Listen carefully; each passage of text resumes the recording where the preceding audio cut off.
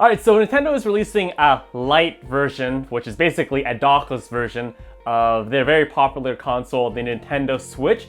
It is $100 cheaper, and I actually got a chance to go hands-on with it at a private event held by Nintendo. And I thought I'd give you guys my general impressions and my general feel of what I thought with about the hour I had with the system. So hopefully you guys enjoy the video. Alright, so let's go over the major talking points first, and I also made some notes as well while I was at the event, which is a rare thing for me. I decided for some reason this time to be pseudo-professional and actually made some talking points that some of the minor things that I'll go over in a little bit later. So the biggest point is that it is called the Nintendo Switch Lite. It is $100 cheaper US than the original version that came out several years ago. And probably the biggest takeaway, the biggest thing that you're gonna sacrifice for spending $100 less is that it is a handheld only device. So you can't hook it up to the TV. The Joy-Cons are not detachable. You purely can only play it in the handheld mode that it would be basically akin to if you had the Joy-Cons attached to the screen on the go, which some of us do once in a while. Personally, not me. I'm not really huge into handheld gaming.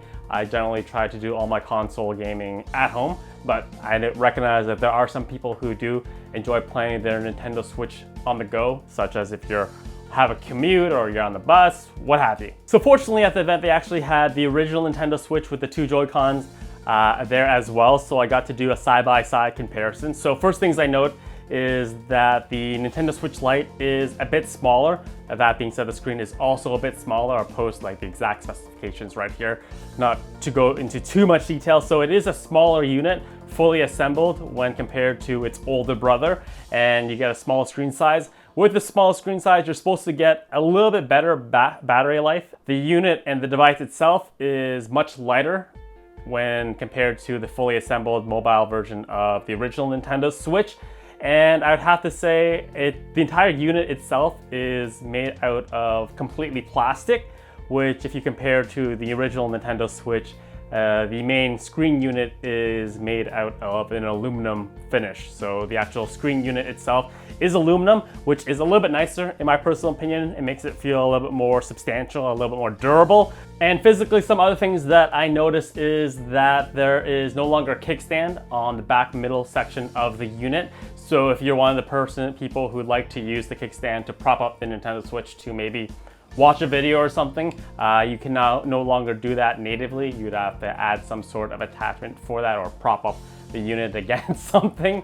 And on the left-hand side, where you would normally find the buttons of the left Joy-Con, they replaced the buttons with a D-pad, which is a nice addition. It's a proper call, in my personal opinion, because since they no longer detach, you don't have to worry about playing devices that require you to separate the Joy-Cons. It's nice to have a fully functioning D-pad as well. Keeping on the same note as the buttons, so I noticed that they're using a different type of switch on the buttons. So on the original Nintendo Switch, the Big Brother version, the actual Joy-Con buttons had a tactile feedback sort of feel when you press them. There's a little bump akin to kind of like a mechanical keyboard. You just kind of feel it.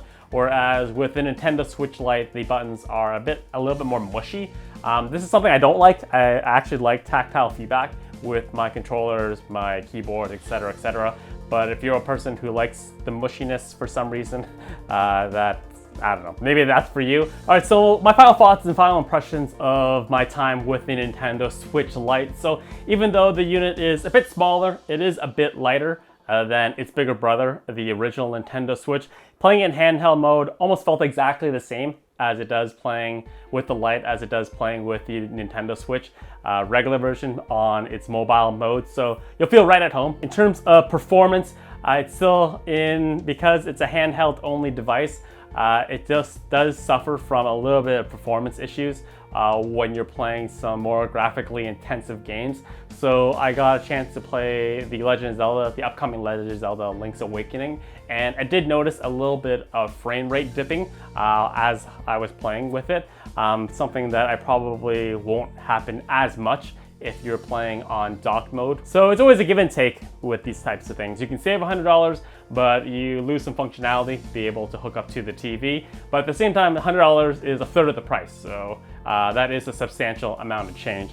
in terms of what you're saving to give up those functionalities. It really depends on who you are as a gamer and what type of lifestyle you plan to live. Personally, myself, I would still spend the extra $100 to have full functionality, have the aluminum main body, have a bigger screen. Battery life is about the same. So I would just personally myself spend the extra $100, but that's up to you.